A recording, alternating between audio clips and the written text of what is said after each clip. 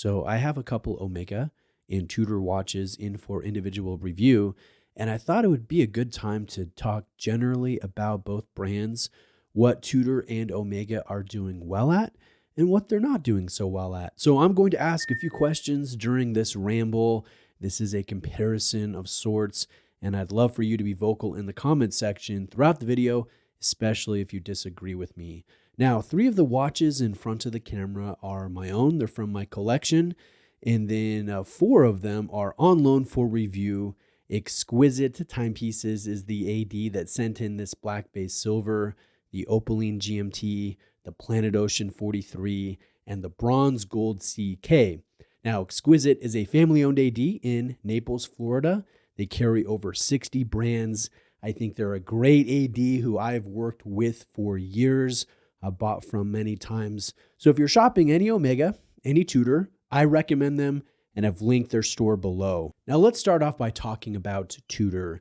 The thing that comes to my mind first is the value that Tudor brings to the table. I don't think that Tudor is overpriced. I think they offer quite a bit for the retail prices that they charge. Let's take a look at some features. Meta certifications on Canisi-made movements. I think they have class-leading bezel action, class-leading crown action. They have T-fit adjustable clasps, very solid bracelets, excellent lume, overall great fit and finish, and a good focus on timeless-looking designs that are retro-inspired. I take this Black Bay GMT, for example. The retail price is $4,375, so not inexpensive, but considering the amount of watch that you get for that price, I think it just goes to show that Tudor is one of, if not the last, solid value for money luxury brands on the market, and they likely won't always stay that way. And that brings me to my first question. Is Tudor right now what Rolex used to be decades and decades ago? A great purpose-built watch, a quality watch that's available to the wider hardworking public. And I think also as important, do you think that in coming decades, Tudor will move up market as Rolex has over the decades? And will Rolex continue to move up market beyond how they're viewed now? Essentially, will Tudor become a status symbol of luxury, wealth, and success?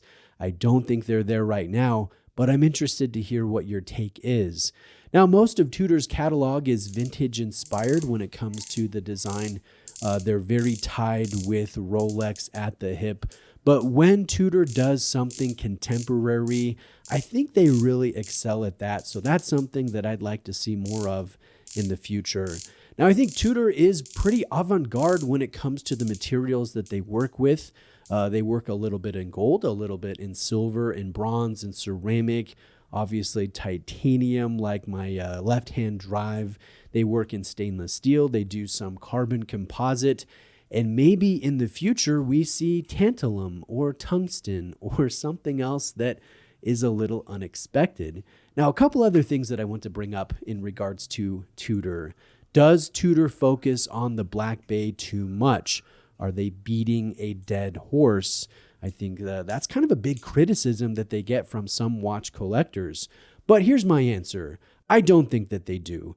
Brands focus on what sells. Most watch brands, they have a bread and butter model, and I don't think that's a bad thing. I think that's just a reality. Not every watch brand can be similar to Rolex, where almost everything that they make is popular and sells well.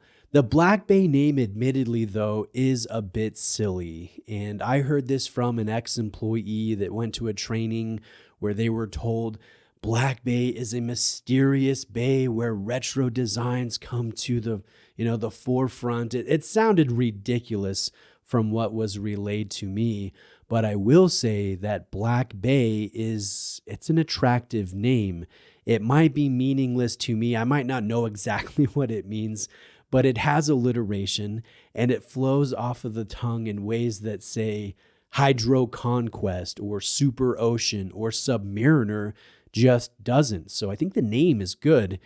And I know some watch collectors say that Black Bay is a theme like Oyster is with Rolex. And I don't think that I would entirely agree with that. I look at the Pelagos, I look at the Royal, I look at the Claire de Rose, and they don't have Black Bay elements, at least, dominant ones. That's not printed on their dials. Like almost every Rolex has Oyster Perpetual printed on their dials, with a few exceptions.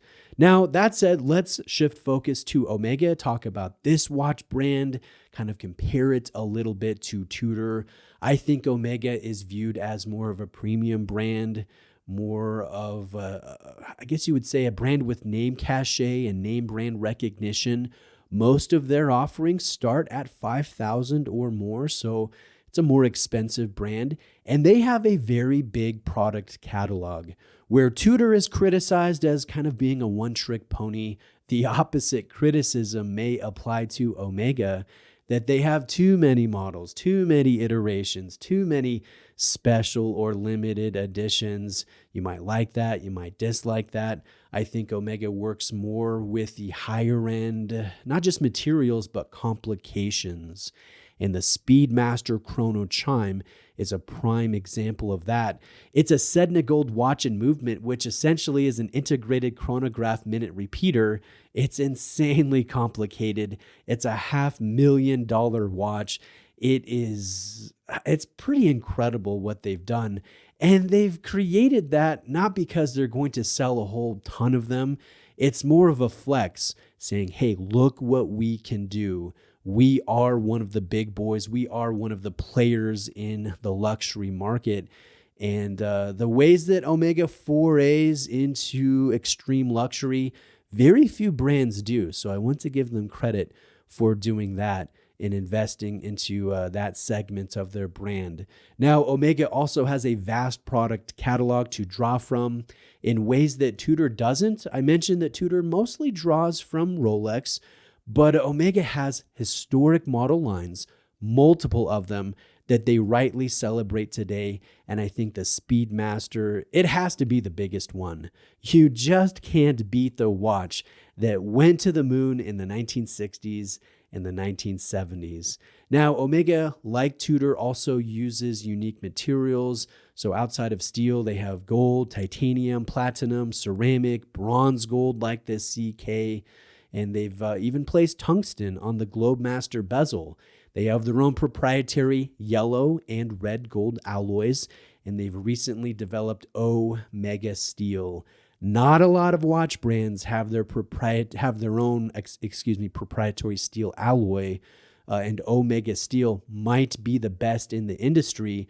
And I personally hope that it's expanded beyond its current use in their extreme divers. And that brings up another interesting point. Tudor has not got into the depth wars with their divers.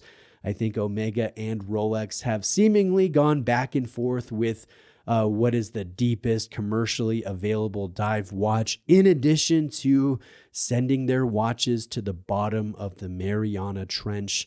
So I think that's kind of a fun thing. I wouldn't be opposed to it, but it might seem weird if Tudor all of a sudden started making a fat, chunky diver with 6,000 meters of water resistance. It doesn't seem out of place when Omega does it or when Rolex does it. Now, Omega has the prestige, they have the history, they have the prowess that I don't think Tudor currently has, but that comes with a jump in price. Omega watches generally are quite a bit more expensive than Tudor watches, and that value difference is becoming enhanced. It's becoming magnified with Tudor beginning to certify their new releases as master chronometers, and that's something that Omega really pioneered over the past several years. They currently still do it, and they do it at a higher price, so that enhances that value prop that I think Tudor really demonstrates. Now, the main criticism that I think watch collectors have with Omega, it comes down to the jumps in retail prices, how that's really seemingly gone up over the past decade. And it seems like there's more watches these days in their product catalog that are closer to $10,000 in retail price than models that are closer to $5,000 in retail price. And although most watch brands have a desire to move up market, I do think it is important that Omega doesn't price themselves out of the reach of the classic watch lover, because there are not many times that the average watch collector will spend more than $10,000 on one watch in their life if they do it at all. So my word of caution to Omega is don't leave your consumer base behind in the focus of your future products that move your brand up market. So I really haven't come close to mentioning the important points about each brand. I think we've just scratched the surface here of what could be said about these two Swiss brands, and I'm going to leave it here in this video. So in the comments section, let me know what you think. And please include which brand you personally prefer more, why, even if you're owners of both brands, and let me know the best model from each brand. And also let me know what you want to see from Tudor and Omega, or both, in the future. I'm sure I'll circle back to this topic again in more detail. So sound off with your thoughts below. I'll end with my own. I currently own a couple Tudors. I don't currently own any Omega. I definitely plan on buying more Omega, more Tudor in the future. I enjoy both brands. But if you had to twist my arm and have me pick one that I prefer more, I would choose Omega. Thank you again to Exquisite Timepieces for being the sponsor of today's Watch Ramble. If you are shopping any Tudor, any Omega, I recommend Exquisite, and I will link my own sales associate's contact below. Tell him that Bruce sent you, and he will take great care of you. Like this video if you appreciated it, and please subscribe for more content like this. Thanks.